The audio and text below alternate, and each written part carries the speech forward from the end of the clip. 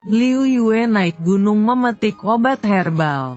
Menemukan seekor elang emas terbaring di semak rumput. Seluruh tubuhnya penuh luka. Di sayapnya ada beberapa sayatan.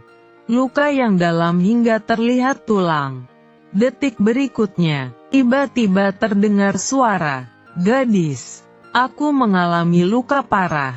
Kumohon bantu aku membalut lukaku. Lalu masukkan aku ke dalam sumur tua di kaki gunung itu." Liu Yue ketakutan dan mundur setengah langkah. Namun melihat elang emas itu, yang tampak kesakitan dan meronta, dia tidak tega berbalik pergi. Dia mengertakkan gigi. "Aku berjanji padamu, tapi kamu tidak boleh menyakitiku." Elang emas itu perlahan mengangguk. "Gadis, jangan khawatir. Ternyata elang emas itu sebenarnya adalah burung dewa pengawal istana langit. Saat menjalankan perintah berpatroli di dunia fana, karena kelalaian sesaat, salah masuk ke wilayah terlarang dunia fana, melanggar hukum langit lalu diturunkan. Harus berada di dalam sumur tua itu, untuk bertapa dan berlatih selama 3 tahun. Baru bisa membentuk kembali tulang dewa, dan kembali ke istana langit. Luka kali ini karena baru saja diturunkan. Langsung Zhao Yu serangan serigala ganas. Mengerahkan seluruh tenaga baru berhasil melarikan diri ke sini. Liu Yue segera dari keranjang obatnya, mengeluarkan ramuan herbal penghenti darah. Lalu mencari air mata air gunung yang bersih di dekatnya. Dengan hati-hati dia membersihkan darah kotor di luka elang emas itu. Lalu mengoleskan ramuan herbal itu. Terakhir menggunakan daun rami yang dibawanya. Membungkusnya berlapis-lapis. Lalu mengikatnya kuat dengan tali rami. Tubuh elang emas sangat besar. Dan lukanya pun banyak. Liu Yue bekerja sejak matahari tepat di atas. Hingga matahari mulai terbenam. Lelah sampai pinggangnya tak bisa ditegakkan. Keringat di dahinya membasahi kerah baju. Melihat langit hampir sepenuhnya gelap. Binatang buas akan keluar di pegunungan. Liu Yue tak berani menunda.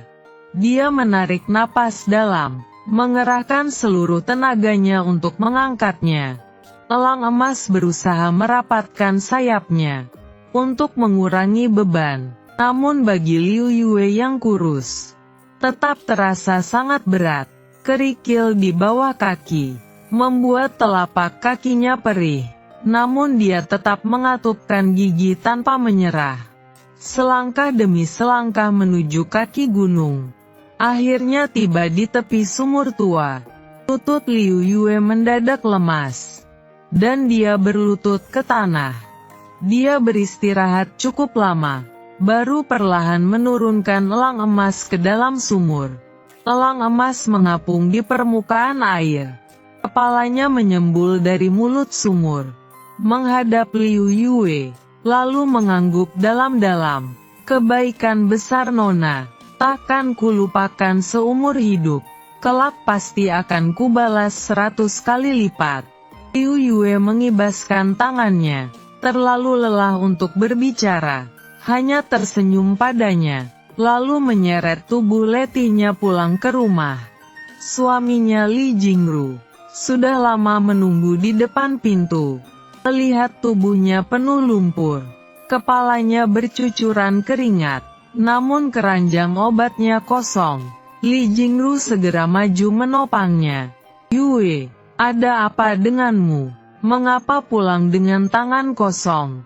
Dan sampai selelah ini, Liu Yue tidak ingin membocorkan rahasia elang emas. Takut mendatangkan masalah baginya, maka dia mengarang alasan. "Hari ini naik gunung bertemu hujan deras. Semua tanaman obat tersapu air. Aku bersembunyi di gunung cukup lama. Baru berani keluar. Itulah sebabnya aku sangat lelah." Li Jingru tidak menaruh curiga. segera membantunya masuk ke rumah untuk beristirahat. Lalu pergi ke dapur memasak bubur panas untuknya. Hari-hari berlalu dengan cepat. Sekejap mata tibalah musim semi tahun berikutnya. Istana mengadakan ujian negara. Li Jingru belajar keras selama lebih dari 10 tahun. Hanya berharap bisa pergi ke ibu kota mengikuti ujian untuk meraih kedudukan. Namun keluarga mereka memang miskin, tak mampu mengumpulkan biaya perjalanan sedikit pun. Liu Yue memandang suaminya dengan wajah penuh kekhawatiran. Hatinya pun ikut gelisah. Setelah berpikir berulang kali, dia hanya bisa pulang ke rumah orang tuanya untuk mencoba meminjam uang. Orang tua Liu Yue sudah lanjut usia. Kondisi tubuh mereka kurang baik. Toko keluarga sudah lama diserahkan kepada kakaknya Liu Wenzong dan kakak iparnya Hu Chuilian untuk dikelola. Begitu dia melangkah masuk ke pintu rumah orang tuanya, dia melihat Liu Wenzong sedang menghitung zang. Hu Chuilian sedang memilih sayuran di samping. Liu Yue memerah wajahnya lalu menjelaskan maksud kedatangannya. Kakak ipar, Jingru hendak pergi ke ibu kota ikut ujian. Keluarga benar-benar tak mampu menyiapkan biaya. Ingin meminjam sedikit perak dari kalian. Jika kelak dia lulus dengan nilai tinggi, pasti akan mengembalikannya berlipat ganda. Liu Wenzong dan Li Jingru adalah teman seperguruan. Dan dia juga menyayangi adiknya. Dia langsung mengangguk setuju. Sudah seharusnya. Jingru itu berbakat. Pasti bisa lulus ujian. Aku akan segera mengambilkan peraknya untukmu. Tanpa disadari cukup menyimpan 3 bunga merah kecil. Kelak pasti akan berjalan mulus. Segala urusan lancar. Sekeluarga sehat sentosa. Sambil berkata demikian dia pun berbalik hendak masuk ke ruang dalam. Hu Chuilian tiba-tiba meletakkan sayuran di tangannya dan menariknya dengan keras. Matanya melotot lebar. Apa kamu gila? Uang untuk membeli obat ayah dan ibu saja belum terkumpul. Mana ada uang lebih untuk dipinjamkan padanya? Wajah Liu Yue makin memerah. Dia menunduk dan berkata pelan. Kakak ipar, aku hanya meminjam 10 tael. Setelah Jingru pulang pasti akan dikembalikan. Dia hanyalah seorang sarjana miskin. Menghidupi diri sendiri saja tidak sanggup.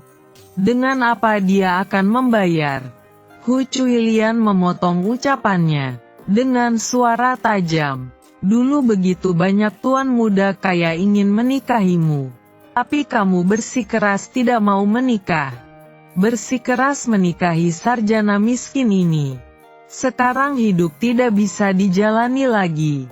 Baru ingat mencari keluarga sendiri. Bukankah ini karena ulahmu sendiri?